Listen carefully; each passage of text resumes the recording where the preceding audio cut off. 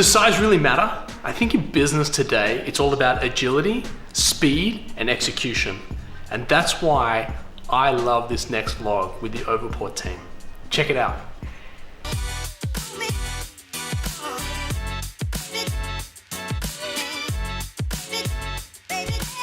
So they've got a elevator pitch on Overport? Sort of. So Overport, we're now 2 years into business. So Chanel and I actually were uni buddies. So 10 years ago we did our business commerce degrees together. Cool. Just over. And we each went our separate ways in our career, and then button has popped, excuse that.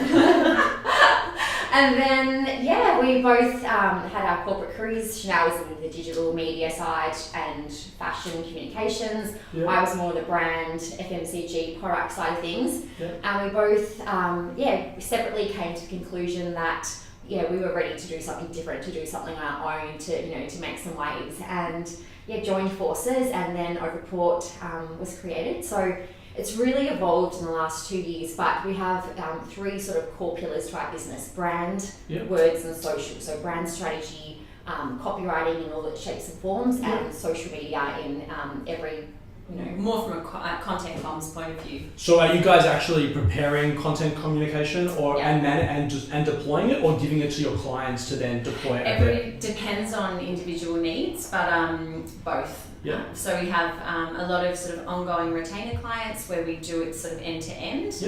But then other clients, we might do their foundational suite, or sort of on a project basis. But so we found that every single client, every single brand, every single business is different. So we don't have a one-size-fits-all. Sure. So we sort of craft how we work to that individual and business. everyone has different internal resources. So as well, or just different interests. Some people just don't want anything to do with it. Some people love marketing, but and I think a big part of what we sort of noticed after both working in corporate, and you work with big agencies, and there's just so many layers, and you have to go through so many approval processes. And what we really realised is that the landscape is changing so much. So especially with digital, you have to be really quick and agile and make changes quick. And when we used to work with big agencies, it was so annoying. And then not only would they not make a change quick, it cost you a fortune. So I think that's where we sort of decided, okay, we really can carve our own place here, and having a lot of, sort of a decade of sort of that corporate experience, brand side, and then being able to apply that to a digital sort of, you can really understand the bigger business. Have you noticed the pace has picked up? So when you talk about like you need an approval and a this and a that, do you think like the train's already left, like the opportunity is already missed? Totally. And in today's world, we because with all the clients we work with from startups to really sort of established brands in the market. And we've seen like the 2 key things that makes a successful brand business or an unsuccessful is like 1, how quickly they make decisions. And 2, how determined they are. Like we can see that determination trumps talent every day of the week. So those 2 things, making decisions quickly, is so critical for success. And it's quite funny because we've sort of with the brands that we work with that are specifically online, and they started online, leveraging obviously social media to get them where they are. They're really successful, and what we find is now a lot of the bigger sort of companies that had more of less of an online presence and used to be with a big agency are like, shit, we've got all these sort of like startups that are completely taking our sales. So are you seeing a lot of your bigger clients come down and play in that area, or are these smaller guys trumping these big guys? A bit of both, but I think what we're seeing, and because we're obviously an agency, we're getting like quite big people. We're a boutique agency, and we're actually, if anything, what they're doing is they're going, shit, okay, like we can't work with our massive agency anymore. Like who's the agencies working with some of these like small online e-commerce brands?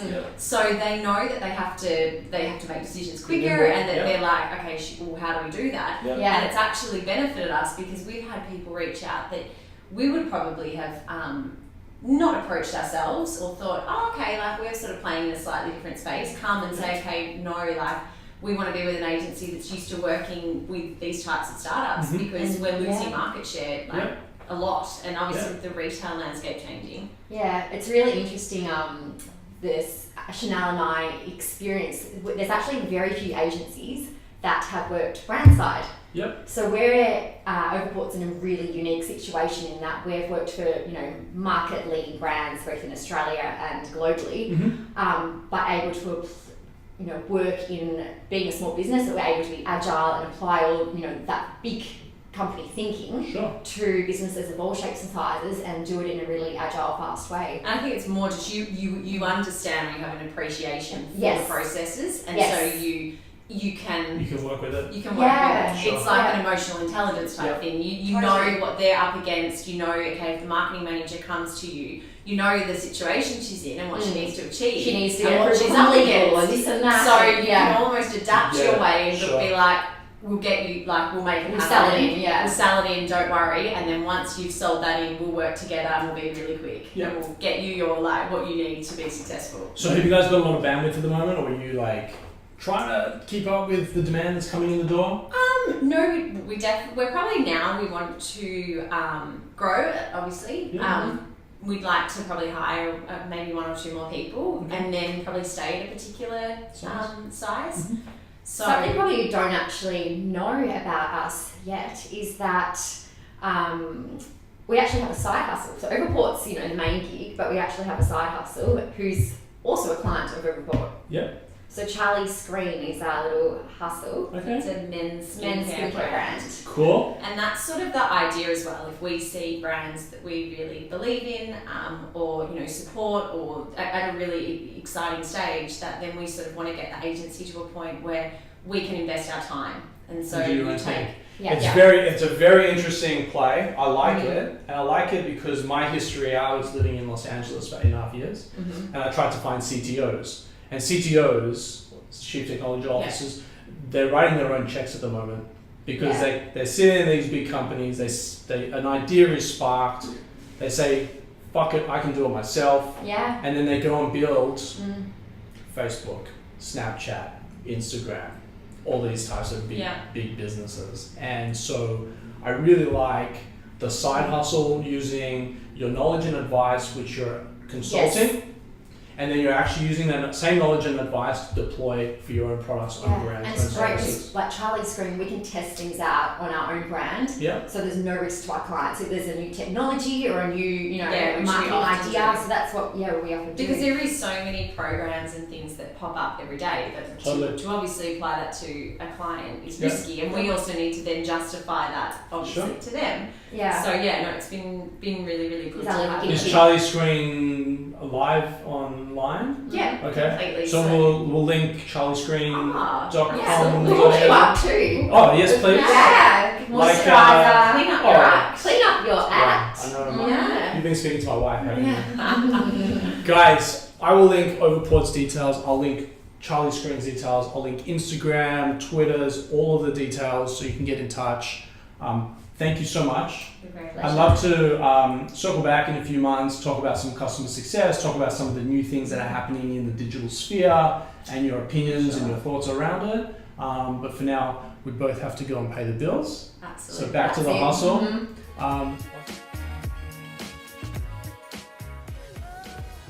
That was a pretty good vlog, right? If you go to creativecubes.co/vlog, you're going to see hundreds, if not thousands more.